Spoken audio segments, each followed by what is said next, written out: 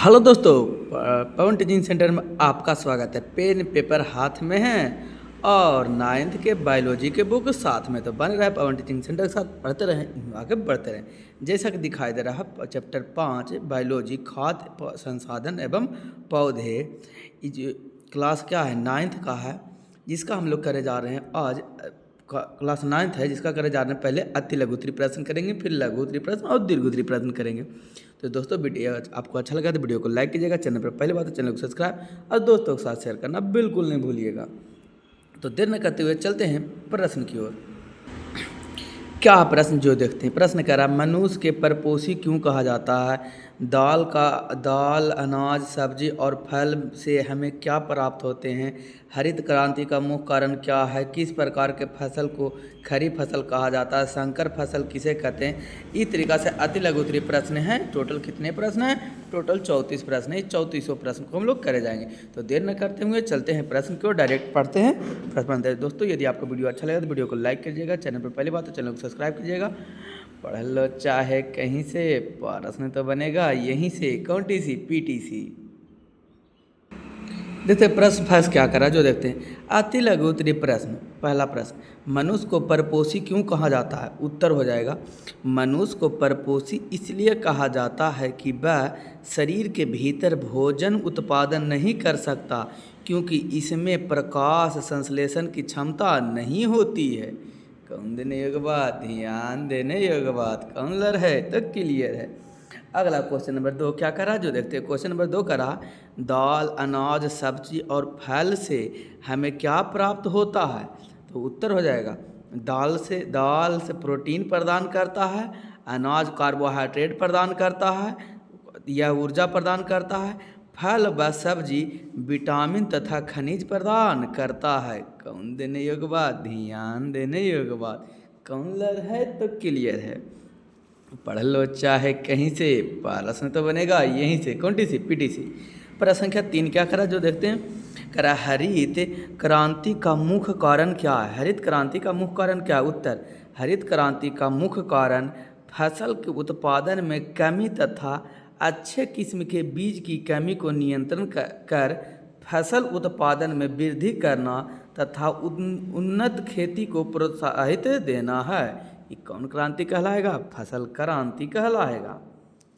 प्रश्न संख्या 4, प्रश्न संख्या 4 किसको कहते हैं, जो देखते हैं। प्रश्न संख्या 4 कहता है किस प्रकार के फसल को खरीद फसल कहा जाता है? किस प्रकार के फसल को खरीद फसल कहा जाता है? तो उत्तर हो जाएगा, वर्षा ऋतु में उगने वाले फसल को खरीफ फसल कहा जाता है। कौन देने योग्य बात, ध्यान देने योग्य बात। क्वेश्चन नंबर अगला करा, क्वेश्चन क्या करा, संकर फसल किसे कहते हैं?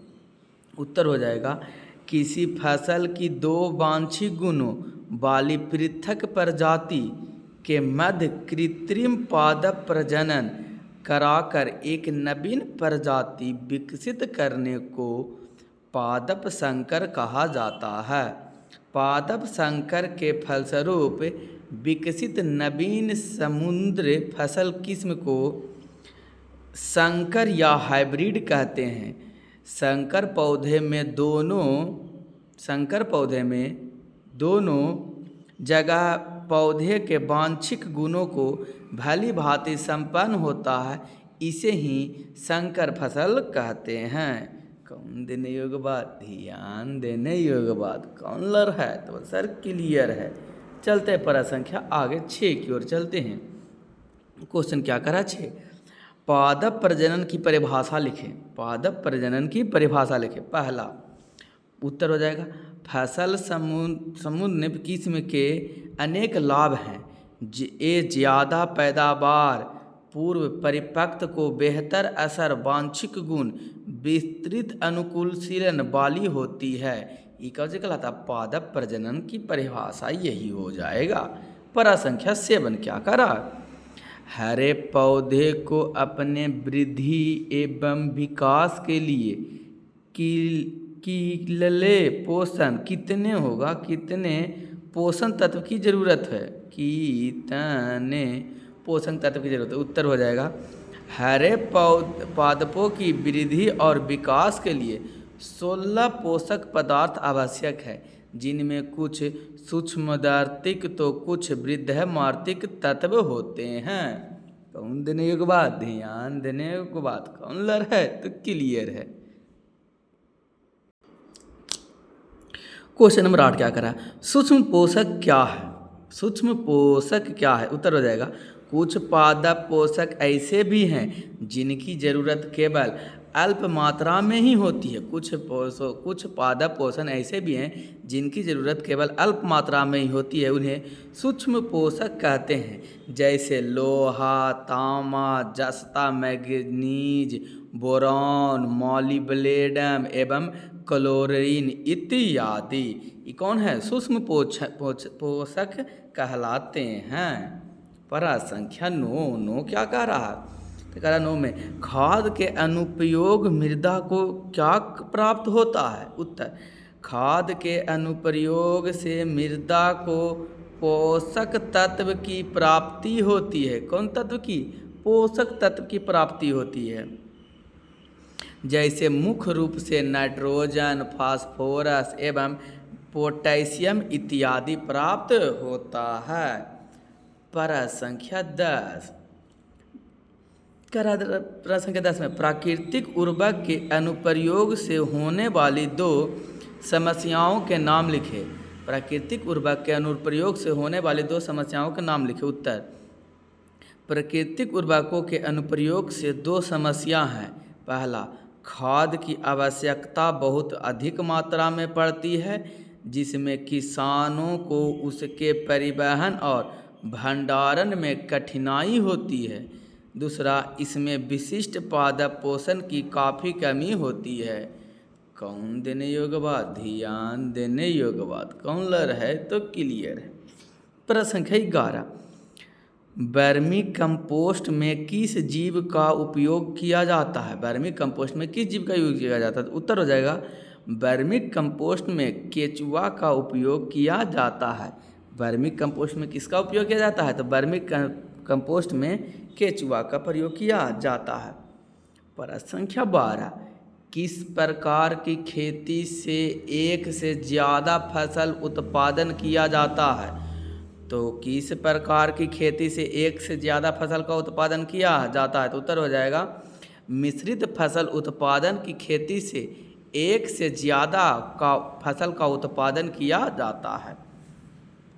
प्रश्न संख्या 13 में क्या कहते हैं? 13 क्या होगा? किसी एक प्रकार की मिश्रित खेती का नाम लिखें। उत्तर हो जाएगा गेहूं और सरसों मिश्रित खेती का एक प्रकार है। या सरसों या लिख सकते हैं तीसी और खेसारी भी लिख सकते हैं। एक कृषि फसल का क्या है? मिश्रित खेती का एक उदाहरण है। उत्तर। अगला क्वेश्चन नंबर 14 मिश्रित फसल उत्पादन के एक महत्व का उल्लेख करें। उत्तर, यह जोखिम को है न्यूनतम करता है।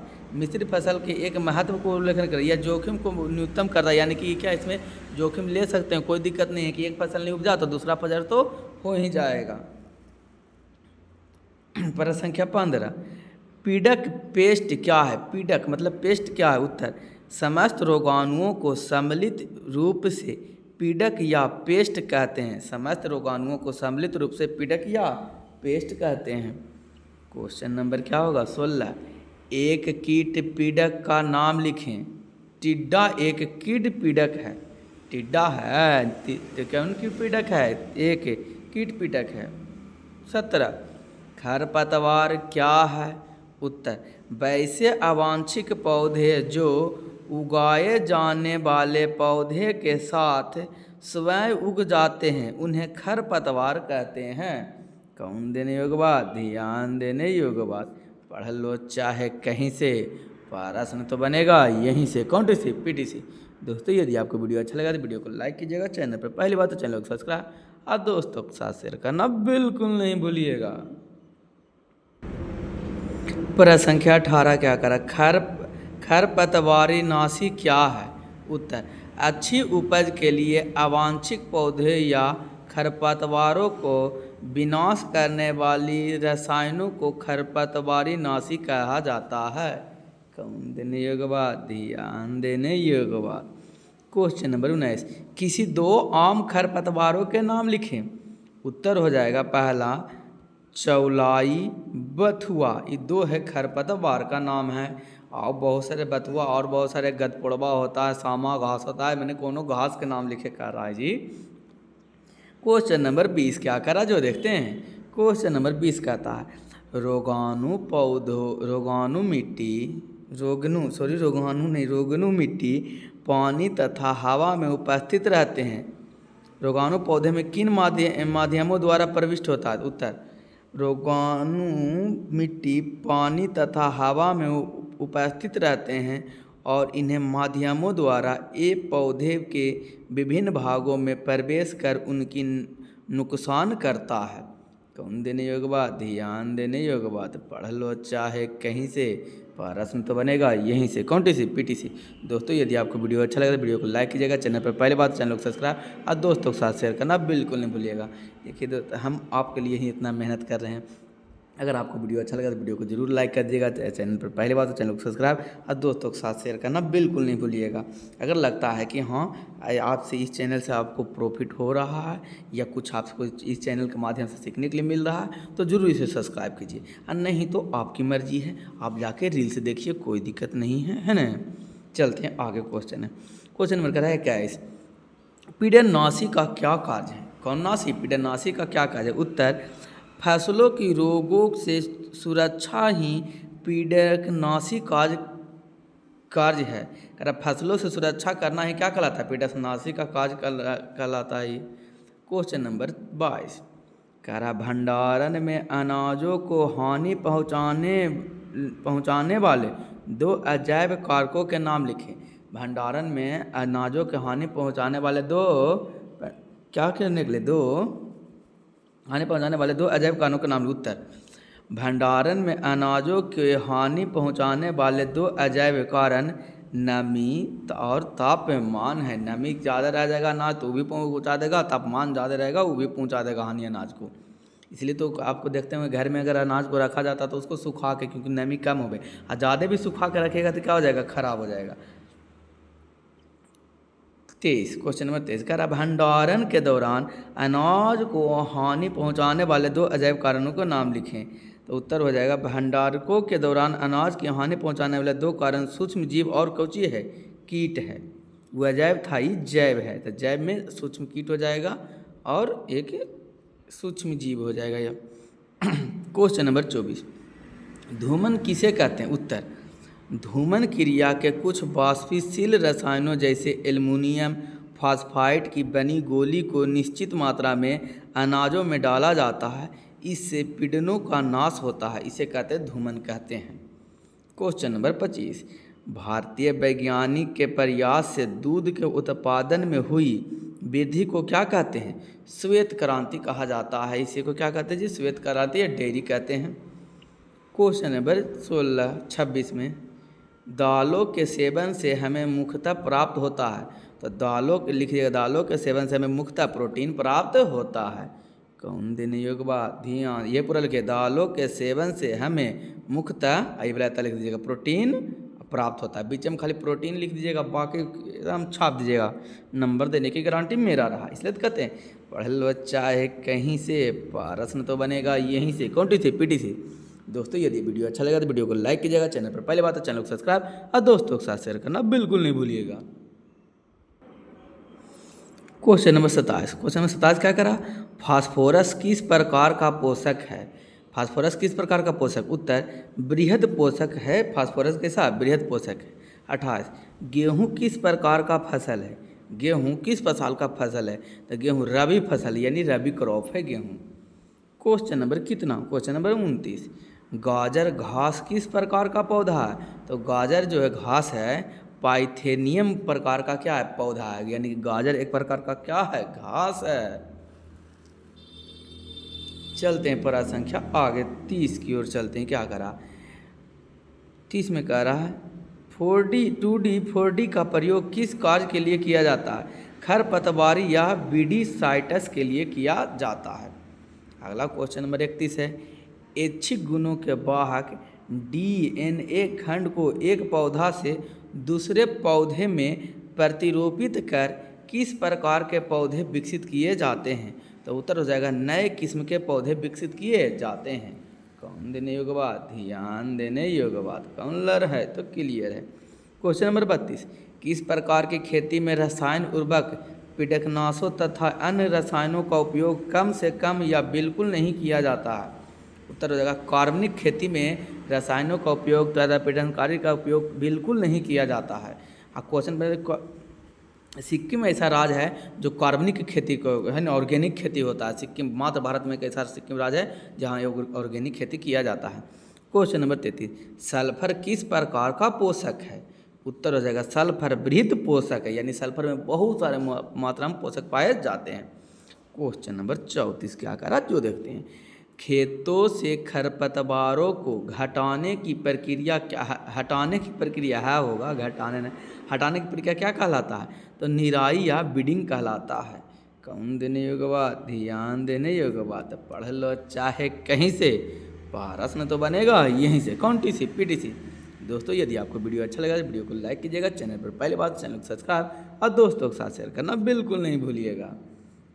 अंत में मैं आपको यही कहूँगा, छोटे को प्यार दे, बड़े को सम्मान करें, अपना व्यक्ति इस तरीक़ा से कायम रखें कि आपके साथ रह रही स्त्री भी सुरक्षित महसूस कर सके।